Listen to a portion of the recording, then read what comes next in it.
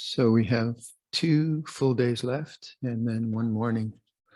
So just to kind of remember, maybe to go back to noble silence. We've had very interesting interviews and so on. So part of the practice is always redetermining your effort, isn't it? So we have a kind of golden opportunity to be with ourselves and whatever our mind is producing. So noble silence helps in that way.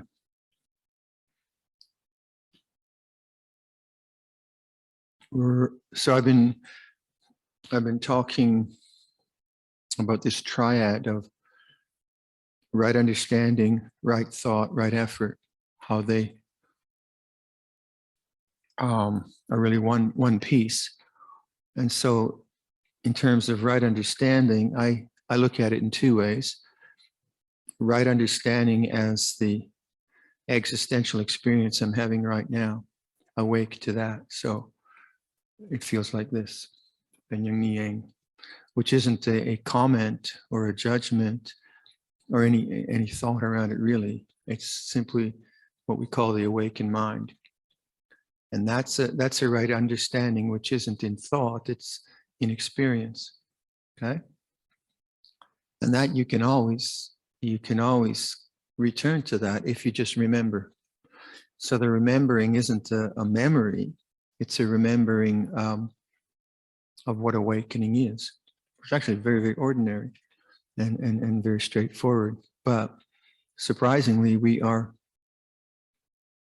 forget to remember, you could say, because we're always planning or organizing or regretting. So that you could say that's a part of bhavana training. You're training in remembering the way things are this moment. And you could see that doesn't depend on the type of experience you have. You can have a pleasant or unpleasant experience. It can be beatific, it can be catastrophic, but you can remember it's like this. And that's very profound.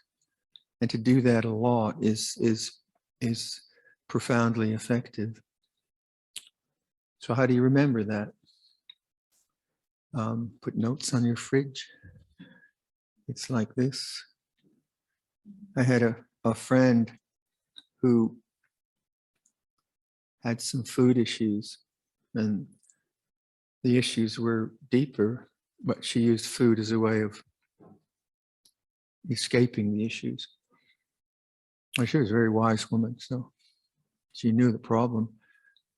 So she put on her fridge, the solution is not in here. Quite wise, really.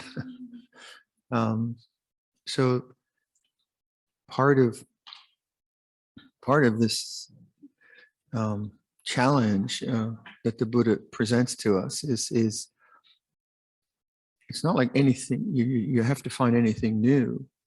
You just have to remember to practice. And that's what we call practice. So right understanding is that. But then right understanding is also the aspects of the teaching which lead us to the end of suffering, obviously. So right understanding is that the cause of suffering is the attachment to desire. And that is simply said, but you do have to investigate, well, what do we actually mean by desire when we talk about that? And what do we mean by suffering? So there is some study and some consideration that way. And once you kind of get that, then you say Penyang Niang, and then if there's anything being created in this moment, what's the cause of suffering? Or if there's some discontent. But if you don't begin with the first one, the former one, it's like this, and you just jump in to the present moment reality with an opinion, with a judgment, with a preconceived notion, you actually can misperceive and actually make an error. So my continual example that I thought the problem was fear, but the problem was not wanting the fear. And that again is it's simple to say, but the delusion is very deluding. That's why we call it delusion. You know, it really fools you. It really, really fools you. So then you have these two aspects, which are really helping each other. And then from that, you have to understand your own character. So say, myself as a young monk, I was very self-critical. That still exists, but it's not a problem. I could just know that's just the personality functions in this kind of self-critical way, and I don't really believe it much anymore. But then I really did believe it. It was really, so I could make a minor mistake and then just kind of beat myself up for days, which is avijja, delusion. So that's something you have to always look at, is say, how does the suffering as a personality arise in this being? And each of us is different in that way. One person might be self-critical, one person might be arrogant. And those are the voices of self that we hear, that come up in all kinds of ways. So that is self-understanding, not self-analysis. It's not so much you're thinking about yourself all the time, because that would just be narcissistic and kind of not fun. but actually just seeing, oh, this personality called Viradhammo comes up in these different kinds of ways. There's no one Viradhammo. There's actually a whole bunch of characters in there that come and go. So understanding yourself, self-understanding, is part of right understanding. And that's very personal. There's no technique there. So having done that, and seeing how, say, in this example, that self-criticism and self-disparagement and a highly kind of idealized sense of who I should be as a monk, as opposed to the reality of what was going on, that kind of self-critical, Viradhammo, you should be better kind of stuff. From that, you say, okay, that is a mode of suffering. What kind of language could I use to balance that, or to attenuate that, or to somehow not suffer in that way? And that, to me, is part of right thinking. So, say, and I've, throughout my practice, I've tried to just develop little gathas, or little phrases that I repeat over and over again, that help me find a kind of balance in my own sort of personal karma. So that what I used for a couple of years was infinite patience, boundless compassion. And that really fit my personality, because I wasn't patient and I was very harsh on myself. So then, okay, that's the habit of mind. So first of all, you have to be objective. If you just believe every personality, all the nonsense that goes in your mind, of course, then you're bah. And then there's another problem. But getting some distance and saying, oh, okay, this is just personality view, it comes and goes, but it feels real. Like, although self-disparagement is delusion, it certainly feels real. I mean, there's no doubt about it. It hurts and it is suffering. So you can't dismiss it that way. So then in my case, it was, okay, okay. And so from my teachers or whatever, that's a strong ego habit there. And then the language then, okay, what kind of language would help me? And that's, I think, that's the kind of creative part of our spiritual life. You can't, okay, what kind of, oh, infinite patience. I probably read that somewhere. I can't remember where I found that, but it really fit my particular obsession at that part of my obsessions at that time. And then bhavana, or right effort, or development, would be sustaining, actually it's like sustaining attitudes, right? Rather than getting experiences. I'm not trying to get the experience of infinite patience, boundless compassion. I'm trying to just continually encourage an attitude of mind which would help me balance out the imbalances in my own conscious experience. So then you could see that's what we, like bhavana is training, is something you do all the time, right? So right effort becomes the effort to remember, and then to suggest and train in attitudes which are balancing for my character. So infinite patience, boundless compassion. You're no good, Viradhammo. Infinite patience, boundless compassion. You didn't meditate enough. Infinite patience, boundless compassion. You ate too much. Infinite patience. Like constantly. And what you're doing is you're putting a whole different attitude and perspective on your experience. And this is the problem with habits, is that they are just so, they're just so strong. They just keep coming at you. Oh, please leave me alone. And so you have to be very diligent in that way. But it's not the diligence of getting something else. It's like, I'm going to get something called enlightenment, and then I'll get rid of this stuff. It's more with the stuff that you have. You learn how to develop awareness and develop wholesome attitudes around the very thing that you're suffering from. So the thing you're suffering from is the thing that you're training with. I mean, it's obvious, but it's kind of hard to see sometimes, isn't it? So say, like, recently, my gata has been, what has it been? I love making little gatas. I kind of enjoy that. But creating nothing, affectionate with everything, now is the knowing. I really like that. So for me, creating nothing is like the whole sense of, first of all, it's like this, and what am I creating on top of that? That it shouldn't be like this, or that what's going to happen tomorrow, all the blah, blah, blah that goes on, creating nothing, right? A suggestion, which is a mirroring to my own, maybe papancha that is going on and creating whatever, creating nothing. And I can understand that, it's not so far away. I can say, yeah, that makes sense. So creating nothing, affectionate with everything. I love the word affection. You have, affection. Yeah, it's a beautiful word.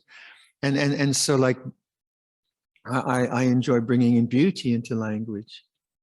I use the word beauty a lot, don't I? Beautiful. I love that word, beautiful. It's a very nice word. And if you use language like that, of course, it affects you in that way. Rather than Viradhammo, you're not trying hard enough. It's not nice language, right? Viradhammo, you ate too many, what are they called? Those ones that I like? Did it again. That's so, and yeah, you think about it, if you if you have that in your mind, I mean, that's not a nice space to be in. But if you bring in beautiful language, and it's not indulgent, it's not like, I'm the greatest thing that ever hit the planet. It's not that kind of stuff. It's rather gentle and beautiful, and even just saying it is helping in right attitude. And this is one of the ways to look at bhavana. Bhavana is the development of, let's say, how should we say, the sustaining and developing of wholesome attitudes to create balance, something like that. So for you, you use Thai more than English, and Thai language is very beautiful. And who are you, and who are you not? and what aspects of your character are not a nice space to live in, right? And how could you, find another space to live in? So let's say I've had someone has kind of betrayed me or something like that, and then the memory comes up of the betrayal. I think, I'll never forgive them. I'll never forgive them. You think about it, that's not a nice neighborhood to live in. But it is part of my memory pattern. So what kind of language could I use to not live in that territory? How could I maybe get out of that territory? And so something like creating nothing, affectionate with everything, now is the knowing, would be a way of kind of not living in that territory. So do think of it. I mean, it's quite fun that way, I think, when you use language in that way, and then you create something which is quite, it's like a boutique practice. Is that the language we use? Like a boutique airline. We were on a boutique airline, weren't we? So it's kind of made to measure, something like that. So you do, first of all, you need to awaken right understanding, And then you really need to understand the Four Noble Truths. So you can always go back to that. And so all of you have studied that, but I always say to people, if I'm teaching a retreat anywhere, I say, people have to know the Four Noble Truths. You have to have at least done that kind of study. And then if you think about Luangpor Viradhammo, and he's been teaching for 55 years, goes back to that all the time. So it's not a beginner's teaching. It's a beginner's and an ender's teaching. You know, it has the whole thing, and the aspects of how tanha works, what craving is, what desire is. You keep going back to that. And like I was just talking with Ajahn Jai Saro, who was here, and we were agreeing that, yeah, it almost like you practice for a long time, and almost you go back to cliches, you know, like anicca dukkha anatta, mine, but it becomes more and more profound what that all means. And so understanding isn't like accumulation of knowledge that you get more and more kind of information. That's a different realm. That's the realm of science, or the realm of academic study. That has its place. But here we're not trying to get more information. No, we're using the same information actually to deepen our understanding of how freedom works and how it works. You know, it was interesting how Ajahn Jai Saro both and I, we say, yeah, it seems like we just say the same thing again and again. It's true, but why does it always seem kind of, oh yeah, I remember now. I need my name. All the time. Like the story I like to tell, that I said it last year, but I only have a few stories. So, where we were in London, and we were about to move to Chithurst, and there was a gentleman who was living with us. So we kind of knew him, didn't know him well. He wanted to be a member of the community. I wasn't sure if he was really kind of the material that would be helpful for us. And Luangpor Cha was living there. He was living there. I thought, Luangpor Cha will know. He'll know. He'll suss it out. And I said, so what do you think of this chap? You think he'll be all right at the monastery? And Luangpor looks at me, my nah. I said, you're supposed to know. But he wouldn't, he said, yeah, I'm not, it was like, I'm not gonna fix a perception in your mind of what I think he is. Right? My nah. And I thought that, I was disappointed because I just wanted an answer. Right? I didn't want the Dharma. But it's actually very wise, very, very wise. So how many times did he say that to us? My name, my name, my name. And when you take something like that as a kind of part of bhavana, and you keep encouraging right view, because that is right understanding, then it doesn't have effect on you. No, not immediately. It's like I said, it's not as apparent as like having a spoon of honey. That's quick, right? That's an experience. But this kind of minah, and it's changing and observing changing. Slowly, you begin to abide as witness, and that's very peaceful. As a witness, very, very peaceful. Okay, so let's do some meditation. Yeah. So stretch your legs a bit, and then we'll sit for 45 minutes.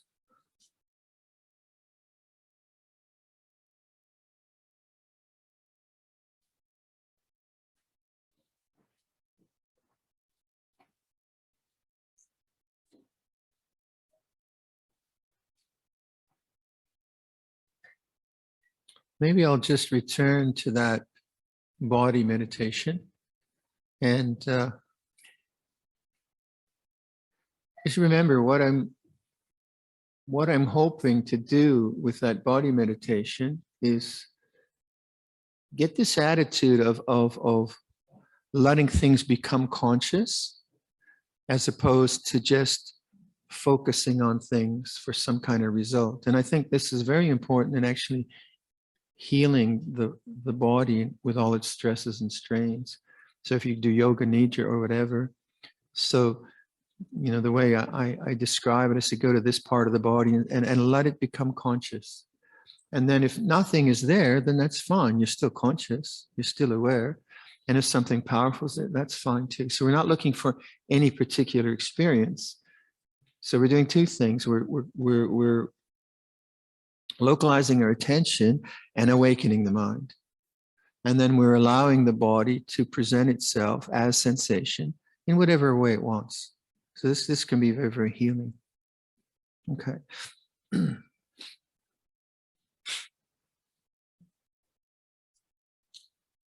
So maybe we just go back to the pattern, listen to sound.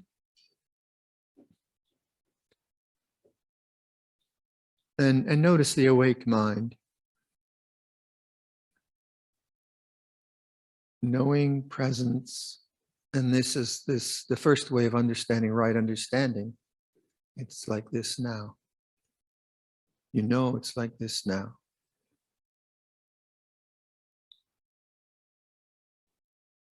And then just rest as that.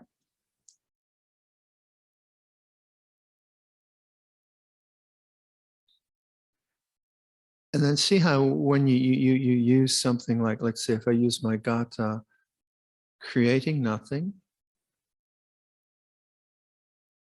affectionate with everything. Now it's the knowing. And you see how language like that creates a certain attitude of presence. And then you can develop your own language around that. Bring your attention to your mouth. Feel the sensations, feel the mouth as sensation. Go inside the mouth. Feel inside the left cheek inside the mouth. And let sensations just manifest. So there's kind of a waiting, presence, and things begin to be noticed or appear. Feel the right cheek inside the mouth. Let that become conscious as sensation, as vibration. Feel the upper palate.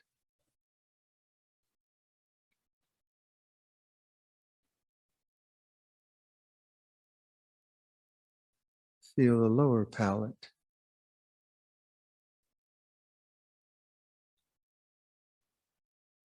Feel the teeth as sensation. And the tongue.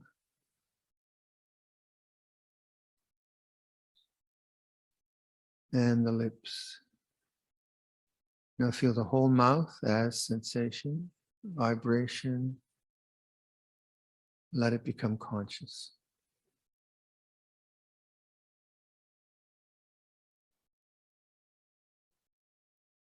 Feel the muscles around the mouth. Feel the hinge of the jaw. Let that be conscious. Feel the muscles around the hinge of the jaw.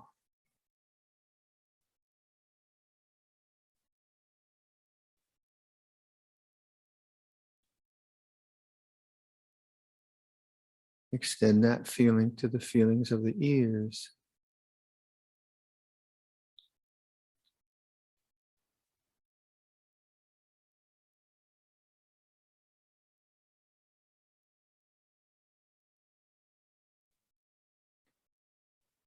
Feel the nose as sensation. Let that come into consciousness. Now, when you do that, do you squeeze your eyes looking for something? Or do you just allow it to manifest as it will? Feel your eyes, the orbits of the eyes, the bony structures, and the eyes themselves. Let them drop forward.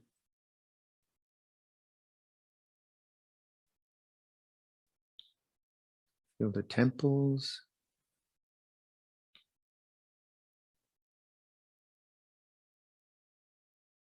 And feel the top of the head.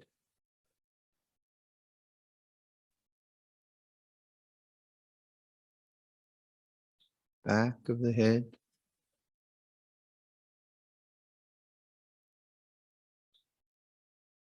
Feel the whole head now as sensation. Changing, vibrating. Be the knowing.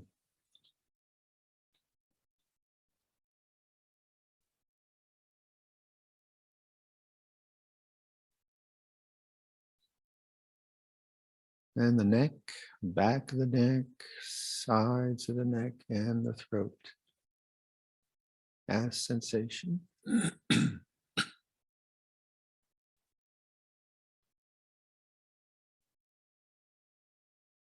The shoulders, feel the left shoulder, and down the arm to the hand, the whole right arm and hand as sensation. And the right arm, shoulder, down to hand.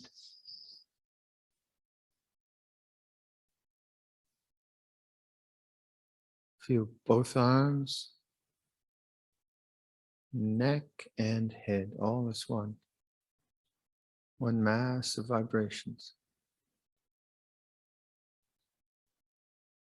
And if you start to get sleepy on this, then use the deep breathing as I suggested yesterday. The deep breathing, the posture, the hara. Do something quite vigorous.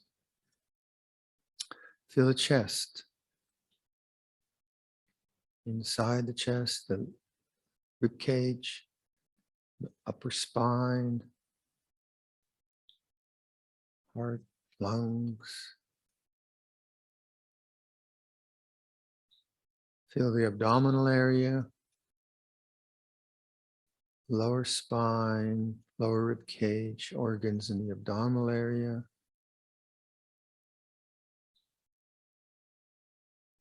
Pelvic area, the bones, pressure of touching the cushion and the organs. Hips, thighs, knees, legs. Step back, feel the whole body as sensation. Changing.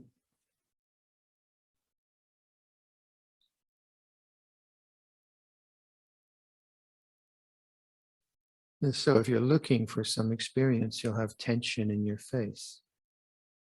So it's good to monitor that. Body as sensation. Whole body awareness.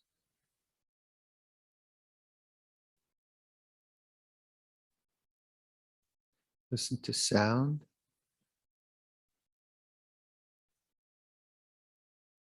Feel the body. Be the knowing. So this is the way I like to set up the awake mind. And you could stay there, or you could choose something like the breath to sustain the awake mind. That's what we're doing. And then if you start to have whatever attitudes come up, you're really trying hard and not getting anywhere, then you just use language, just relax, nowhere to go. Or you're falling asleep, then more vigorous effort on the posture, whatever needs to be done. Okay, I'll leave that and we can sit quietly for the rest.